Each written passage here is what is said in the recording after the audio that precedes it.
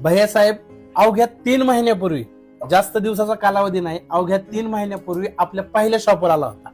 हा, आणि हा बिचारा पहिल्या शॉपवर कशाने आलता हे त्यालाच विचारा. तू कशाने आलता ठरलं भैया? मी एसटी नाही रेल्वेनं आलो होतो राव. आणि तेव्हा माझ्याकडे विषय असा का म्हणजे तिकीटला पण पैसे नव्हते राव.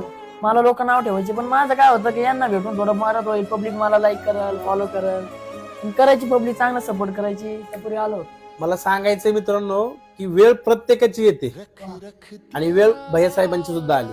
जो माणूस 3 महिन्यापूर्वी अक्षरशः एकदम साध्या कपड्यांवर आला होता, ट्रेनने आला होता, त्याच्या हातनं ओपनिंग आहे आणि त्याची ब्रीद वाक्य घेऊन तो महाराष्ट्रभर चर्चेत आलेला, त्याची खरंच मनापासून नाही. म्हणजे मला भैयासाहेब बद्दल सांगायचं कारण की ज्या माणसाला काही दिवसापूर्वी डावललं जात होतं, ज्या माणसाची ओळख लोक फोन उचलत नव्हते, आज त्याच माणसाला लोक स्वतःहून फोन करतात आणि त्याचा स्वीकार केला जातो. ह्याला काय म्हणतात, वेळ ही